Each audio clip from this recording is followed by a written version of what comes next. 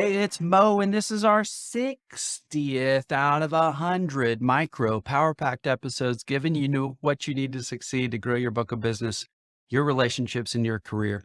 Okay, this is our fifth and final episode talking about the give to get technique. How do you offer your big brain, your expertise, your organization's expertise as an investment in an existing client on a new topic or a completely new client on a new topic?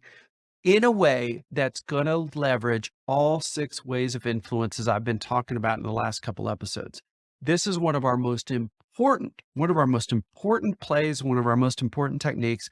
Creating demand is going to let you shape the kind of book of business that you want, as opposed to waiting for the world to bring it to you. So I have covered every last bit of detail on what a proper give to get is like, how to audit yourself with the six levels of influence, levers of influence, how to even go deep on the last couple of minutes of a meeting to make sure you get that commitment and consistency that you want to get so that you can get to the next step. What I want to cover in this episode are the top couple ways that things go wrong. So this whole episode's sort of about traps to avoid. First, making your give to get too small.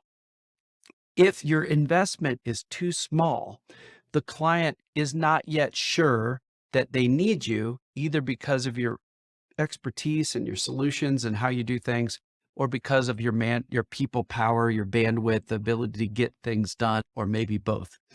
So remember, we talked a couple videos ago about how you're going to scale up your give to get relative to the size of the commercial opportunity.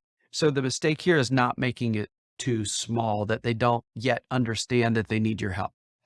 Second mistake, you probably guessed this one, making the give to get too big. So let's say there's a $10,000 opportunity, it's relatively small, and let's say you basically solve the whole problem for free. I've seen that happen too many times.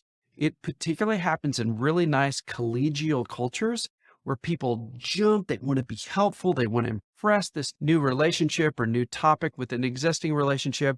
And they tend to basically give away so much advice that they solve the whole problem and there's no need for them to get hired. So that's too big of an investment. The other one I want to mention is and this happens a lot, is making the ending of the meeting too unclear. People just aren't sure what to do. I really tried to pin that down in the last episode. So getting the end of the meeting is disproportionately more important than almost any other minute in the meeting, because I'm assuming you're going to blow people away with your expertise in the various give to gets that you offered. So what you're trying to do in the last part of the meeting is to get that commitment on some kind of next step. Now, I covered that before in the last episode, so I won't go into it more, but the trap to avoid is it's too unclear. They love you to death. They appreciated the investment you made, but they just don't know what to do. So you want to make sure that you've solved for that. And the fourth trap to avoid that I'll share is not having the right people in the room. So sometimes you'll impress people. The next step is clear.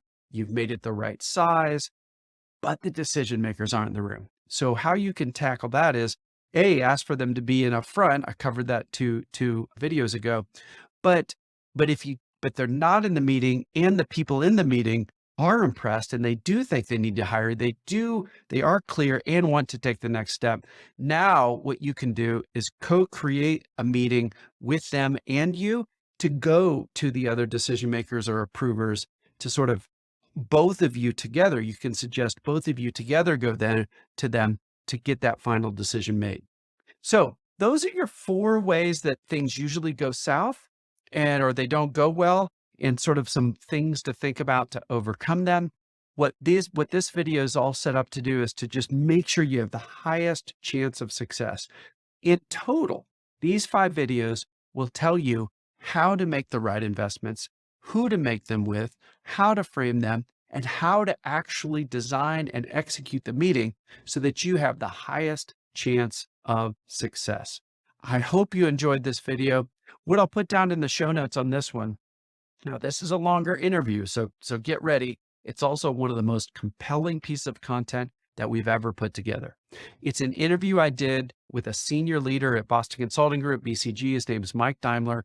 He's one of my best friends. He's one of the most successful, trusted advisors to high-level executives in the world.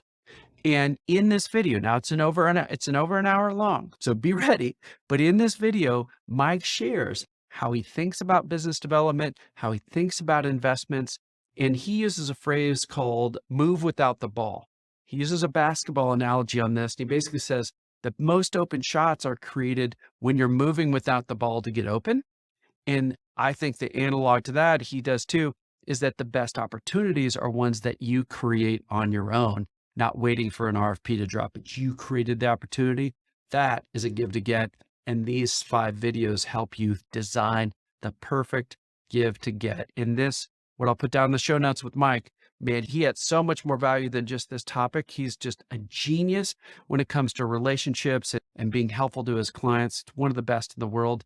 And without a doubt, in this video, when you get to the part where he talks about moving without the ball, really good stuff. And we dive deep into how he thinks about strategic investments for his most important clients. All right. So I'll leave you with that. As with all these videos, I hope that this one helps you help your clients succeed.